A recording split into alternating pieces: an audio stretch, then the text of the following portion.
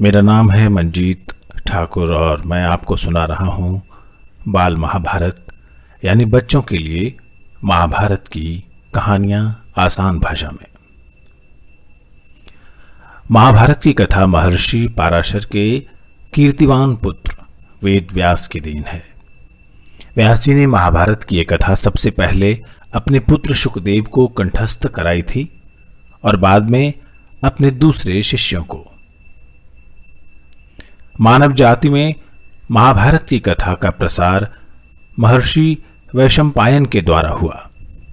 वैशंपायन व्यास जी के प्रमुख शिष्य थे। ऐसा माना जाता है कि महाराजा परीक्षित के पुत्र जन्मेजय ने एक बड़ा यज्ञ किया था। इस महायज्ञ में सुप्रसिद्ध पौराणिक सूत जी भी मौजूद थे। सूत जी ने समस्त ऋषियों की एक सभा बुलाई। महर्षि शौनक इस सभा के अध्यक्ष हुए। सूत जी ने ऋषियों की सभा में महाभारत की कथा प्रारंभ की कि महाराजा शांतनु के बाद उनके पुत्र चित्रांगद हस्तिनापुर की गद्दी पर बैठे। उनकी अकाल मृत्यु हो जाने के बाद उनके भाई विचित्रवीर्य राजा हुए। उनके दो पुत्र हुए, धृतराष्ट्र और पांडु। बड़े बेटे धृतराष्ट्र जन्म से ही अंधे थे, इसलिए उस समय की नीति के अनुसार पांडु को गद्दी पर बिठाया गया। पांडु ने कई वर्षों तक राज्य किया। उनकी दो रानियां थी, कुंती और माद्री। कुछ समय राज्य करने के बाद पांडु अपने किसी अपराध के प्रायश्चित के लिए तपस्या करने जंगल में गए। उनकी दोनों रानियां भी उनके साथ ही गईं। वनवास के समय कुंती और माद्री ने 5 पांडवों को जन्म दिया। कुछ समय बाद पांडु की मृत्यु हो गई। 5 अनाथ बच्चों का वन की ऋषि मुनियों ने पालन पोषण किया और पढ़ाया लिखाया। जब युधिष्ठिर 16 वर्ष के हुए तो ऋषियों ने 5 कुमारों को हस्तिनापुर ले जाकर पितामह भीष्म को सौंप दिया। 5 पांडव बुद्धि से तेज और शरीर से बलवान थे। उनकी प्रखर बुद्धि और मधुर स्वभाव ने सबका मन मोह लिया। ये देखकर धृतराष्ट्र के कौरव कौरव उनसे जलने लगे और उन्होंने पांडवों को तरह तरह से कष्ट पहुंचाना शुरू कर दिया।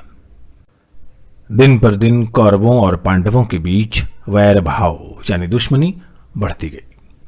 अंत में पितामह भीष्म ने दोनों को किसी तरह समझाया और उनके बीच संधि कराई। भीष्म के आदेश के अनुसार कुरु राज्य 2 हिस्से में बांटा गया। कौरव हस्तिनापुर में ही राज करते रहे और पांडवों को एक अलग राज्य दे दिया गया, जो आगे चलकर इंद्रप्रस्थ के नाम से मशहूर हुआ। इस प्रकार कुछ दिन तक शांति बनी रही। उन दिनों राजा लोगों में चौसर खेलने का आम रिवाज था। राज्य तक की बाजियां लगा दी जाती थी। इस रिवाज के मुताबिक एक बार पांडवों और कौरवों ने चौपड़ खेला। कौरवों की तरफ से कुटिल शकुनी खेल रहा था। उसने युधिष्ठिर को हरा दिया और इसके फलस्वरूप पांडवों का राज्य छिन गया और उनको 13 वर्ष का वनवास भोगना पड़ा। उसमें एक शर्त यह भी थी कि 12 वर्ष के वनवास के बाद 1 वर्ष अज्ञातवास करना होगा। उसके बाद उनका राज्य उन्हें लौटा दिया जाएगा। द्रौपदी के साथ 5 पांडव 12 वर्ष वनवास और 1 वर्ष अज्ञातवास में बिताकर वापस लौटे, पर लालची दुर्योधन ने लिया हुआ राज्य वापस करने से इनकार कर दिया। इसलिए पांडवों को अपने राज्य के लिए लड़ना पड़ा। युद्ध में सारे कौरव मारे गए। तब पांडव उस विशाल साम्राज्य के स्वामी हुए।